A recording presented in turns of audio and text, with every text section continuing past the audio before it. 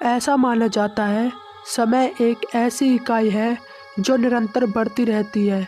इसमें कभी परिवर्तन नहीं किया जा सकता। लेकिन समय समय पर ऐसी घटनाएं हुई हैं, ऐसे व्यक्ति सामने आए हैं जो यह दावा करते हैं कि वह भूतकाल या भविष्यकाल से आए हैं। लोग इन पर इसलिए विश्वास नहीं करते क्योंकि उनके पास समय यात्रा से जुड़े कोई पुख्ता सबूत नहीं होते। लेकिन आज मैं आपको समय यात्रा से जुड़ी एक ऐसी घटना के बारे में बताने जा रहा हूँ जिसके एक नहीं बल्कि अनेकों सबूत मौजूद हैं जो इस समय यात्रा को सच साबित करते हैं। तो चलिए जानते हैं इस समय यात्रा के बारे में। यह घटना जून 1951 की है, जब एक रात 11 से 11:30 बजे के बीच न्यूयॉर्क टाइम स्क्वायर के सामने एक आदमी अचानक प्रकट हो जाता है। उसे देखकर आजू बाजू के तमाम लोग आश्चर्यचकित हो जाते हैं। उसकी वेशभूषा और पहनावा वहाँ के सभी लोगों से भिन्न था। वह व्यक्ति अपने आसपास के माहौल को देखकर हैरान और परेशान हो जाता है, मानो जैसे कि उसे लग रहा हो कि वह किसी अलग ही दुनिया में आ गया हो। वहाँ के लोगों को यह आदमी पुराने ज़माने का लग रहा था। उस व्यक्ति के कपड़े 18वीं शताब्दी के थे और इसी बीच वह कुछ समझ पाए उसकी ओर तेज़ी से आती हुई एक टैक्सी टक्कर मार देती है, जिससे उसकी इस दुर्घटना में मौत हो जाती है।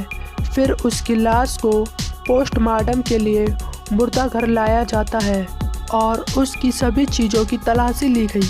तब उसके पास से आश्चर्यचकित कर देने वाली चीज़ें मिली थी।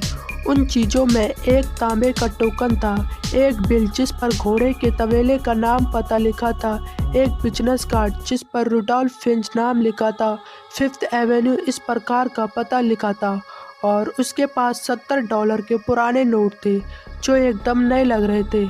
एक खत जिस पर 1876 का स्टैम्प लगा था। उस व्यक्ति की उम्र 27 से 30 साल के बीच थी। यह सभी चीज़ें देखकर वहाँ के पुलिस अधिकारी हैरान हो जाते हैं। तो फिर न्यूयॉर्क पुलिस इस केस की इन्वेस्टिगेशन के लिए कैप्टन रिम को चुनती है, जो न्यूयॉर्क पुलिस में मिसिंग पर्सन डिपार्टमेंट में काम करते थे। और कैप्टन रिम अपना काम जल्द से जल्द शुरू कर देते हैं। उन्होंने उस बिल और टोकन के अनुसार तबेले की खोज करना शुरू कर दी, पर उन्हें ऐसी कोई जगह नहीं मिली। फिर उन्होंने वहाँ के बड़े बुजुर्ग व्यक्तियों से बात की, पर उनको भी इस तरह की किसी भी जगह के बारे में मालूम नहीं था। पर उस बिजनेस कार्ड से जो पता मिला था, फिफ्थ एवेन्यू उस नाम का एक ऑफिस था, पर वहाँ कोई भी रुडोल्फ फिंच नाम के व्यक्ति को नहीं जानता था। रुडोल्फ फिंच के बारे में कुछ भी जानकारी नहीं मिली। लेकिन कुछ समय बाद कैप्टन रिम को एक टेलीफोन डायरी में नाम दिखा। वो था रुडोल्फ फिंच जूनियर। यह डायरी 1939 की थी। फिर कैप्टन रिम जल्द से जल्द उस पते पर पहुंचे जो उस डायरी में दे रखा था, पर वहां जाके पता चला रुडोल्फ फिंच जूनियर की मौत 5 साल पहले ही हो चुकी थी, मगर उसकी विधवा पत्नी फ्लोरिडा में रहती थी। जैसे ही उनकी पत्नी का पता मिलता है, कैप्टन रिम उनसे मिलने चले जाते हैं। लेकिन रुडोल्फ फिंच जूनियर की पत्नी जो बातें बताती है वो आपको काफ़ी ज़्यादा चौंका देने वाली है। विधवा पत्नी ने बताया, रुडोल्फ फिंच सीनियर, यह व्यक्ति रुडोल्फ फिंच जूनियर के पिता थे और वह 29 साल की उम्र में 1876 में अचानक गायब हो गए थे। उस विधवा पत्नी ने बताया कि यह एक दिन शाम को सड़क पर घूमने गए थे, लेकिन उसके बाद से यह कभी घर वापस नहीं आए और न ही तब से उन्हें किसी ने देखा। यह सब बात सुनकर कैप्टन रिम बहुत ज़्यादा हैरान हो गए।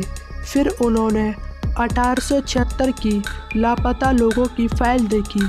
उन्हें यकीन हो गया विधवा पत्नी ने जो बात बताई वो सभी सच थी। उस फाइल में जिस व्यक्ति के हुलिया और वेशभूषा का वर्णन किया गया था, ठीक उसी तरह उस व्यक्ति से मेल खाता था जिसकी सड़क हादसे में मौत हो गई थी। इससे यह निष्कर्ष निकाला गया, यह व्यक्ति अचानक टाइम ट्रैवल करके अपने समय से 76 साल आगे भविष्य में आ गया था। यह अब तक की सबसे बड़ी समय यात्रा घटना मानी जाती है और रुडोल्फ फिंच को एक टाइम ट्रैवल माना जाता है जो अपने समय से टाइम ट्रैवल करके भविष्य में 76 साल आगे आ जाता है। दोस्तों, इस घटना को इतने साल होने के बावजूद यह रहस्य अभी भी अनसुलझा है। आपको इस टाइम ट्रैवल से जुड़ी घटना के बारे में क्या लगता है, हमें कमेंट बॉक्स में ज़रूर बताइए।